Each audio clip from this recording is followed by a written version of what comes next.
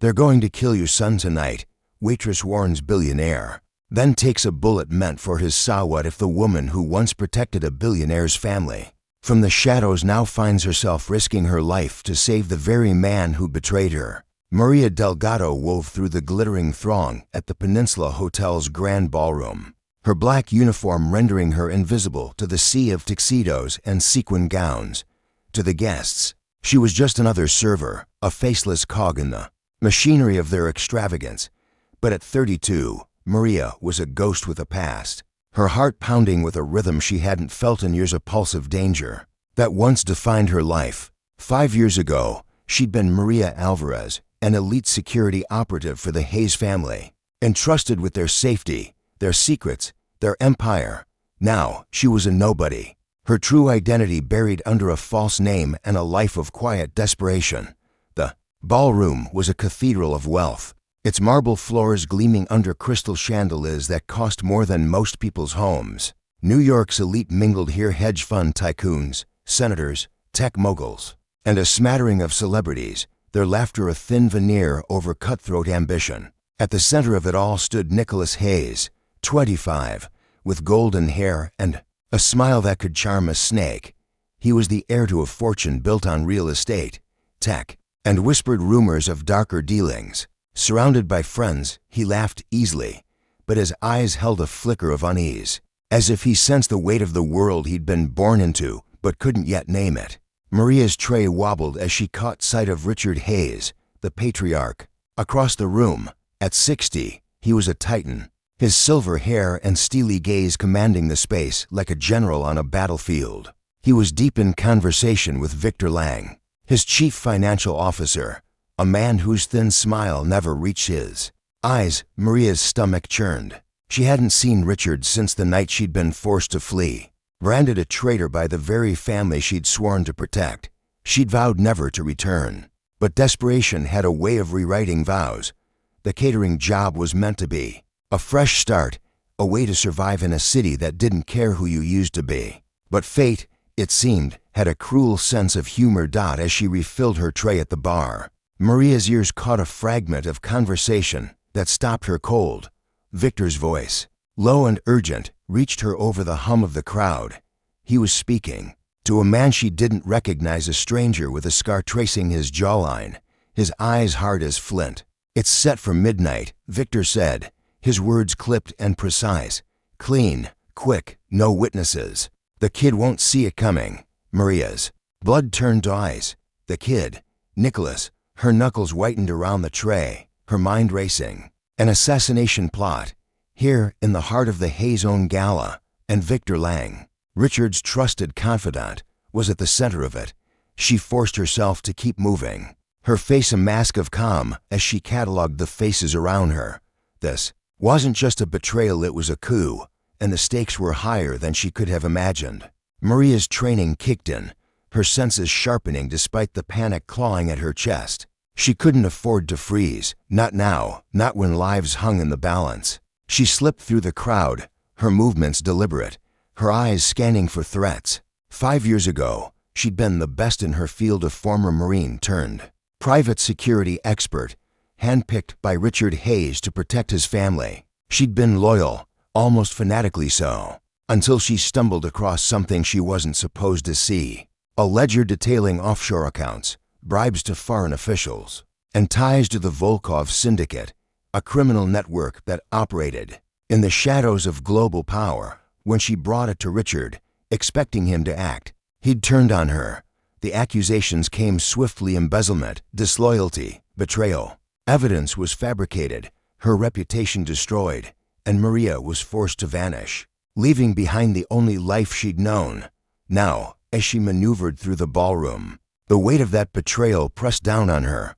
Why was she even considering helping them? Nicholas was a stranger now, a spoiled kid who'd never known hardship. Richard was the architect of her ruin. But the thought of Nicholas's blood staining the marble floor, of the Hayes empire crumbling under its own corruption, stirred something in her. Redemption, perhaps, or maybe just a need to prove she wasn't the traitor they'd painted her to be. She caught Nicholas's eye as she passed, offering a polite smile as she handed him a champagne flute. "Enjoying the evening, Mr. Hayes?" she asked, her voice steady despite the storm inside her. He grinned, oblivious to the danger. "It's a party, isn't it? What's not to enjoy?" His tone was light, but his eyes betrayed a flicker of unease, as if he sensed the hollowness beneath the glamour. Maria lingered a moment too long, searching his face for a trace of the boy she'd once protected. "Be careful tonight," she said softly, the words slipping out before she could stop them. His brow furrowed, but before he could respond, a hand clapped his shoulder. Victor Lang appeared, his smile sharp as a blade. "Nicholas, my boy, come. Meet Senator Grayson. He's dying to talk investments." Maria stepped back, her heart racing. Victor's eyes flicked to her, a fleeting glance that carried a warning. He knew who she was, or at least, he suspected. The scar-faced man was nowhere to be seen, but Maria felt his presence like a shadow. She needed to act, but she couldn't draw attention. Not yet. The gala pulsed with energy, the music swelling as couples took to the dance floor, their movements a choreographed illusion of harmony. Maria kept moving, her tray a prop as she eavesdropped on fragments of conversation. The scar-faced man had vanished into the crowd, but Victor's presence was a constant threat. His movements too deliberate, too controlled. She spotted him near the terrace doors, speaking to a woman in a crimson gown. Elena Voss, Richard's longtime attorney and a fixture in the Hayes inner circle. Elena's face was taut, her gestures sharp, as if she were arguing a case she couldn't win. Whatever they were discussing, it wasn't pleasant. Maria's mind raced. She needed proof, something concrete to take to Nicholas or Richard. But time was slipping away. The clock on the wall read 11:15. If Victor's plan was set for midnight, she had less than an hour to act. She slipped into a service corridor, her heart pounding as she pulled a burner phone from her apron. She hadn't used her old contacts in years, but she still had one number memorized: a hacker named Riley, a ghost from her past who owed her a favor. Her fingers trembled as she typed, "Need info on Victor Lang, urgent. Gala at Peninsula, possible. Hit on NH. The reply came within seconds. On it. "Give me 10. Maria returned to the ballroom, her tray restocked with flutes she had no intention of serving. She needed to stay close to Nicholas without drawing suspicion. As she circulated, she caught snippets of conversation that confirmed her worst fears. A man in a navy suit mentioned cleaning house to his companion, his tone casual but his eyes hard. A woman in pearls whispered about a new direction for the company, her smile too tight to be genuine.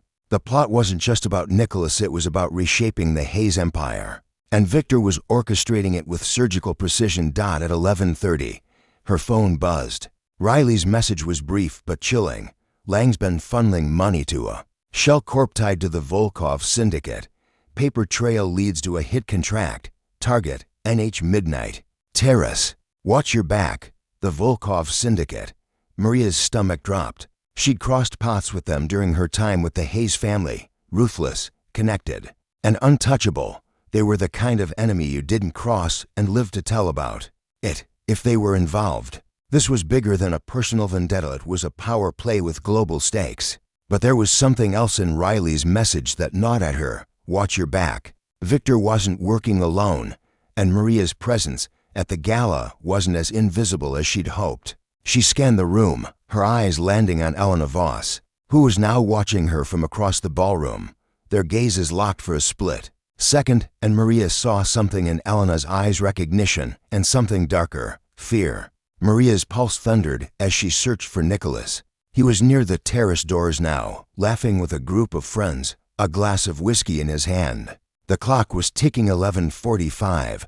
She had to act. Consequences be damned. She abandoned her tray on a table and wove through the crowd, her movements swift but controlled. Her eyes darted to Victor, who was lingering near the bar, his gaze fixed on Nicholas like a predator stalking prey. She reached Nicholas just as the string quartet paused, the sudden silence amplifying the tension in her chest. "Mr. Hayes," she said, her voice low but urgent, "we need to talk. Now." He turned, his smile fading as he registered the intensity in her eyes.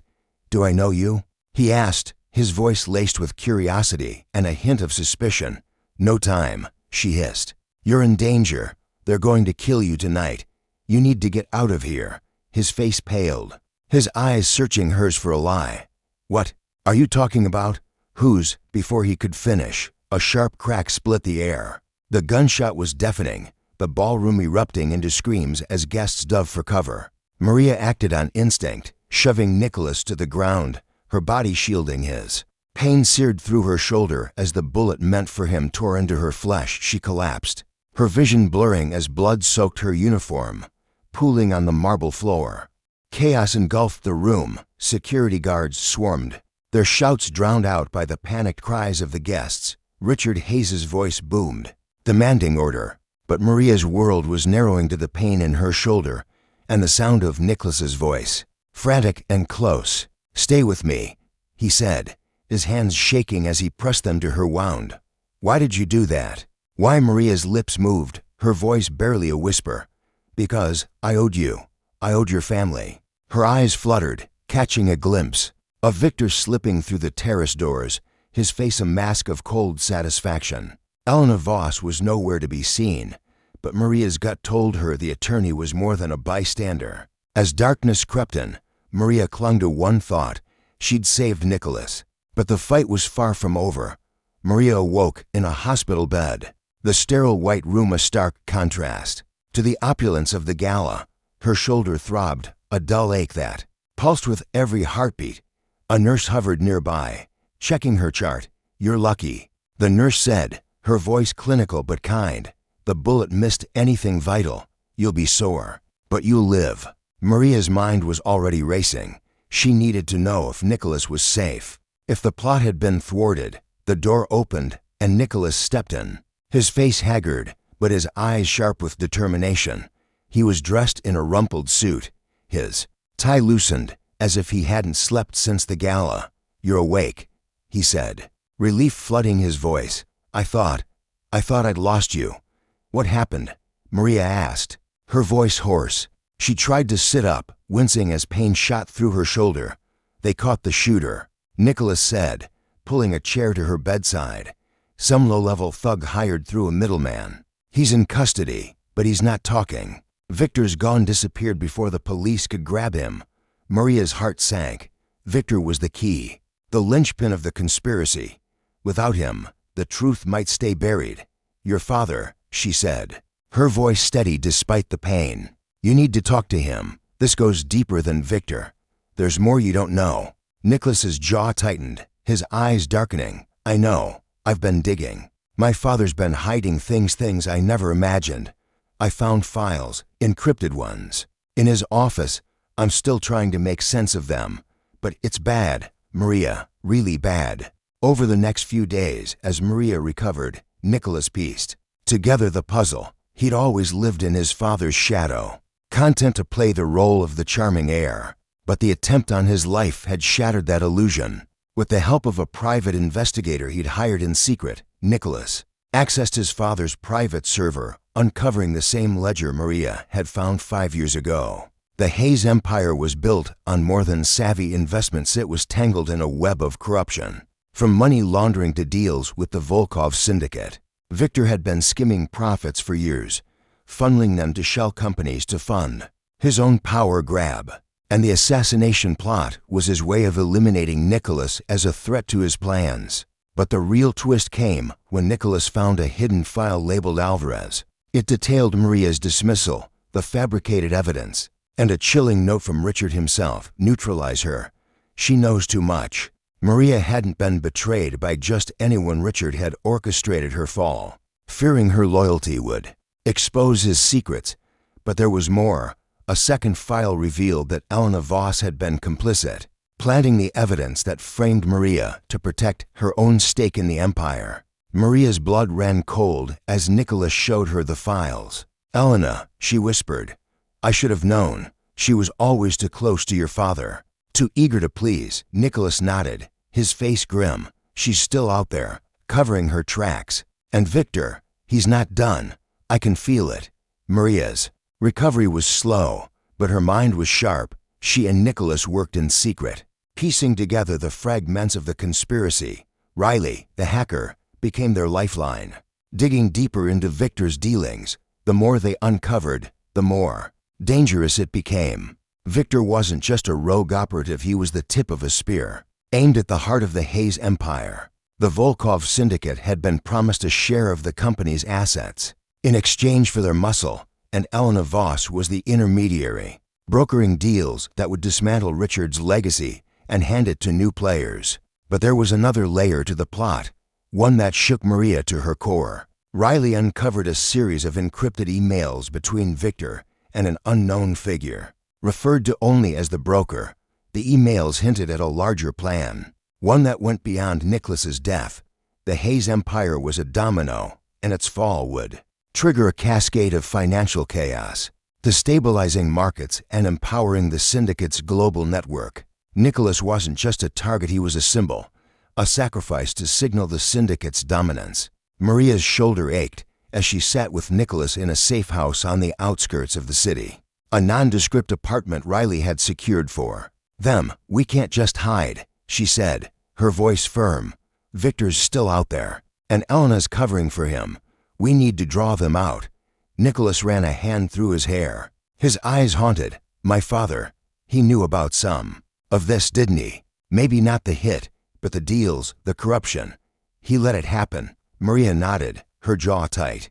"He's not innocent, Nicholas, but he's not the mastermind either. Victor and Elena are playing a bigger game, and your father's been too. Blind or too arrogant to see it." Nicholas's fists clenched. "Then we confront him. Force him to tell us everything. He owes me that much." Nicholas arranged a meeting with his father at the Hayes penthouse, a sprawling glass fortress overlooking Central Park. Maria, still weak but fueled by determination, insisted on coming. "This isn't just your fight," she told him, her eyes blazing. "It's mine too. I lost everything because of your father. I deserve answers." The confrontation was electric with tension. Richard stood by the floor-to-ceiling windows, his posture rigid, his face a mask of controlled fury. "You don't understand the world I built," he said, his voice low and dangerous. "I did what I had to do to protect this family, to keep us untouchable. Protect us." Nicholas shot back, his voice trembling with anger. "You let Victor plot my murder. You framed Maria. You built this empire on lies, on blood. How is that protection?" Richard's face crumpled, a rare crack in his facade. "Victor was a mistake," he said, his voice softer now, almost broken. "I trusted him, gave him too much power. I thought I could control him." Maria stepped forward, her shoulder throbbing, but her voice steady. "You betrayed me, Richard. I gave you everything, my loyalty, my life. I found your dirty secrets, and instead of doing the right thing, you threw me to the wolves. Why?" Richard's eyes met hers, and for the first time, Maria saw unfiltered guilt. "I was afraid," he admitted, his voice barely above a whisper. "You were too good, Maria. You saw too much, asked too many questions. I thought if I got rid of you, I could keep the truth buried." "And now," Nicholas demanded, "what's the truth, Dad? What else are you hiding?" Richard hesitated, then sighed, his shoulders slumping. "The Volkov syndicate. They've been part of this from the beginning. I made deals, compromises, to keep the company alive. But Victor, he saw an opportunity. He wanted more than a cut, he wanted control." Maria's mind raced. "And Elena, what's her role?" Richard's face darkened. "She's been playing both sides, feeding Victor information, covering his tracks. I didn't know until it was too late." Nicholas's voice was cold. "You're not innocent, Dad. You let this happen. You built this house of cards, and now it's collapsing." Maria and Nicholas devised a plan to draw Victor and Elena out. With Riley's help, they leaked false information through a secure channel, suggesting that Richard had uncovered Victor's entire operation and was preparing to turn evidence over to the FBI. The bait was simple but effective: a meeting at an abandoned warehouse in Brooklyn, where Richard would supposedly hand over the files. The night was cold, the warehouse a cavern of shadows lit only by flickering fluorescent lights. Maria, her shoulders still bandaged, carried a concealed Glock, her old instincts flaring to life. Nicholas stood beside her, his face pale but resolute. Richard was there too, his presence a reluctant necessity. "If this goes wrong," he said, His voice low. "It's on me. It's already on you," Maria snapped, but there was no time for grudges. Footsteps echoed in the distance, and the trap was sprung. Victor emerged from the shadows. Flanked by 2 armed men, Elena was with him, her crimson gown replaced by a sleek black outfit, her face a mask of defiance. "You really thought you could outsmart me, Richard," Victor said, his voice dripping with contempt. "You're a relic, clinging to a dying empire. You betrayed me," Richard said, his voice steady but laced with pain.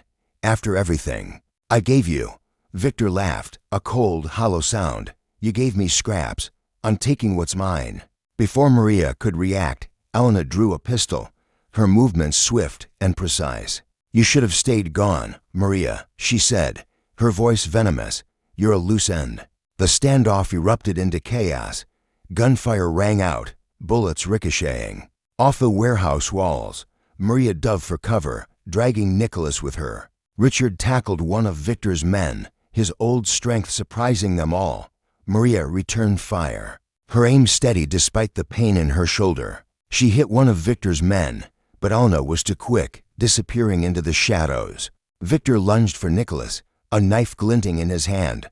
Maria reacted on instinct, tackling Victor to the ground. They grappled, her strength waning as her wound screamed in protest. Nicholas scrambled to his feet, grabbing a metal pipe and swinging it at Victor's head. The blow connected, and Victor collapsed, unconscious, but Elena was still out there. Maria's eyes scanned the darkness, her breath ragged. "She's not done," she whispered. "She'll come for us." In the weeks that followed, the Hayes empire unraveled. Nicholas, armed with the truth, went public, exposing the corruption and implicating Victor, Elena, and their ties to the Volkov syndicate.